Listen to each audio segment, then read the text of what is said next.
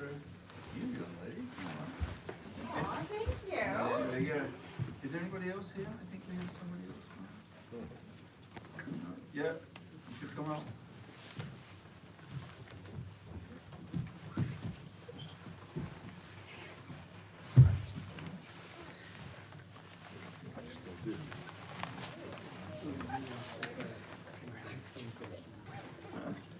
Again, thank you very much. You had a very eclectic screening session. Bloody good one.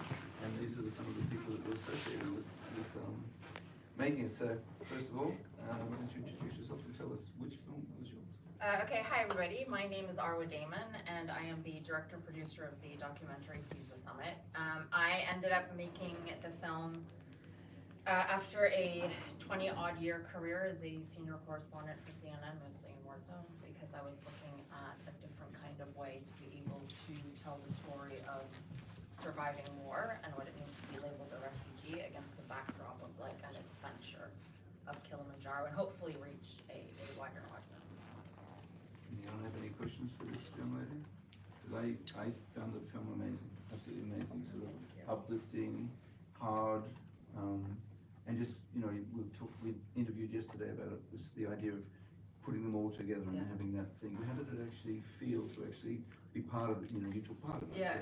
What was the sort of real voyage like? Yeah, so we had a young man from Syria whose name was Adnan, and he was shot in the spine. So he was in a wheelchair. And his kind of life motto is nothing is impossible. And so he was bringing that to the mountain. That was the message that he wanted to give. And then another young woman from Syria also. And she wanted, for her, it was like a lot more personal. She wanted to prove to herself. We had a young woman from Afghanistan who had walked the refugee route in 2015, and she wanted to do the climb for Afghan women and girls. And then we had a young woman from Ukraine who lost 7 people very close to her in the fighting. Her mother was still very close to Kharkiv. She barely managed to get out, and she wanted people to know we are still here, as in war can come and destroy us and destroy our country and try to destroy our culture, but we are still here. And then when you bring them all together, the way that they interact and have this ability to support each other in these very, you know, unique kind of ways due to their background, but at the same time, you realize that there's such points of relatability that even if someone has completely different experiences, even if you have a completely different background, language, religion, ethnicity, there are these commonalities that can help us strengthen each other and allow ourselves to, literally, I mean, summit a mountain. Think about this time you think that life is really hard and what these people in the story went through and did and whatever, and it's so ably documented. I know that people will have questions about this, and I bug the hell out of her and ask her all the time. We'll have to get out of this room quite soon, but she's going to be around here for a long time, as is everybody up on stage here. So ask lots of questions and buy them beers and stuff like that. You get really good stories that way. Andrew and I have known each other 1,000 years. It's funny for 2 young men like us. That is, awkward. I did see you once with a teddy bear's head on in Cannes. If I remember rightly. Yeah. Andrew, introduce yourself and tell us a bit about your film. I'm Andrew Shemin. I'm the director of Breakfast of Champions, and thank you. And our Don Joy is here as well. I have to say hi to some.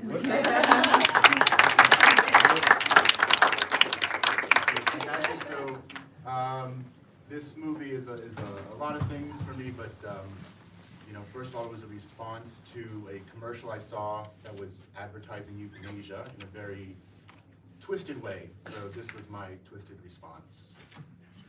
And I, again, come to him and talk to him about it, because I just interviewed him downstairs and we sort of talked about the wokeism and life and how people are dealing with it and how things have changed in attitudes, and he's got some very, very good thoughts on about it, and the acting was very good as well. and the best thing about it was the men in the bar flies. Yeah, those are real local guys that I found from Reading, Pennsylvania. That's their bar.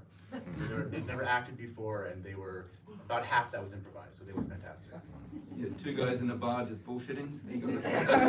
You couldn't act that better, right? So, yeah. My name is Woodyatt, and I'm an actor. I played Noah in The Eliminating. Tell us a little bit about Tell us a little bit about he hates seeing himself on screen, he says, but he's a good-looking guy. So, again, with beers, he'll be. You can stand there. Tell us a little bit, very briefly, about your association, how you got involved in the film. So I had done a film previously for London Film School, one of their pieces, and I sort of got involved with that production year's kind of films. They all kind of kept saying, oh, come do this one, and then the director, Meng Ching, who goes by the name Star, she saw me in a film where I played a blind man going to a brothel to lose his virginity, and sort of the experience he goes through of kind of touch and sensation, and how that feeds into the experience. And also, the character of Noah is very far-flung from that, so I'm not sure what Star saw, that she kind of got in touch and was like, would like to appear in The Eliminating. Okay, well, good. Again, we have to bolt out of this room. I'm sure you've got questions for them. Buy them beers, wine, whatever. But let's get out of here again. Big party tonight. Mighty Mike Beck will be singing us some songs. Come to the party. Tomorrow night, we're awarding Europe's Best Independent Film, as well as 24 other awards. It's a big night.